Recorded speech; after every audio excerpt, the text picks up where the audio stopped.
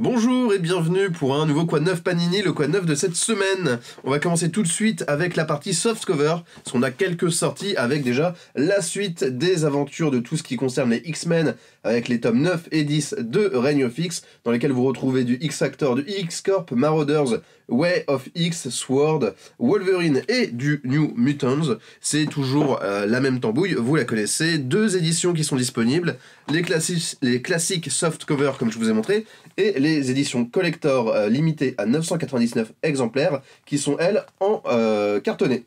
Du coup voilà, si vous voulez la suite de vos aventures des X-Men, c'est disponible. On a aussi la suite des Marvel Comics, cette nouvelle mouture qui propose bien tout simplement les histoires centrées sur Spider-Man, Avengers, Iron Man, Thor, qui sont disponibles avec une couverture classique qui est celle-ci, et une couverture collector, c'est du softcover, pas du hardcover comme pour les Reign of X, mais une couverture qui, je ne sais pas si ça se voit bien à la caméra, mais qui brille un peu, qui reflète. C'est très sympathique, très très jolie couverture, et dans lequel vous retrouvez la suite avec les épisodes 67 à 69 d'Amazing Spider-Man, Avengers 48 et 49, les épisodes 13 de Iron Man, les épisodes 17 du Thor de Donny Cates, qui est peut-être une des meilleures histoires parmi ce petit fascicule.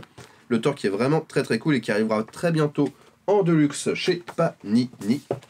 Du côté des Star Wars, il y a la collection Epic Collection qui continue avec une nouvelle série, l'Ancienne République, qui se concentre sur tout un tas d'histoires qui se passent avant l'épisode 1, La Menace Fantôme, et qui est vraiment une saga qui avait un peu marqué à l'époque où c'était sorti, notamment chez Delcourt. Vous avez de très bonnes histoires avec des trucs à base de trahison, de chasse à l'homme. C'est vraiment une très belle période que Panini nous propose, et toujours disponible donc en normal softcover et en cartonné pour l'édition Deluxe.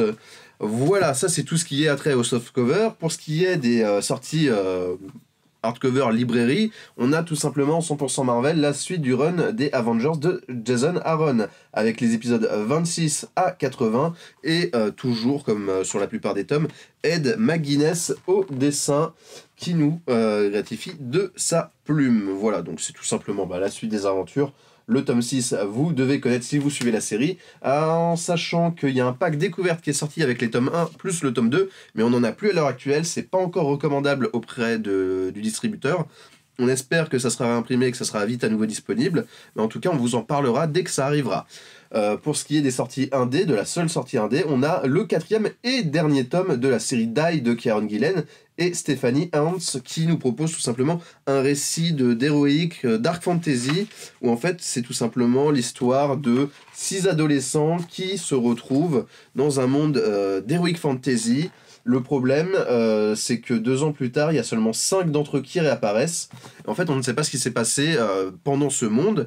On va les suivre bien plus tard, quand ils seront adultes, quand ils auront leurs problèmes à eux, et toujours des traumas liés à cette aventure. Et on va essayer de voir en fait ce qui s'est passé, et en fait ils vont se rendre compte que le jeu dans lequel ils étaient n'est pas vraiment fini. Il y a toujours des choses qui s'y passent. Et du coup voilà, donc ça c'est le dernier tome, une série qui était vraiment très intéressante. Stephanie Hans qui avait un dessin très particulier, vraiment très recherché, et que je vous invite à découvrir. Die, c'est une vraie petite pépite.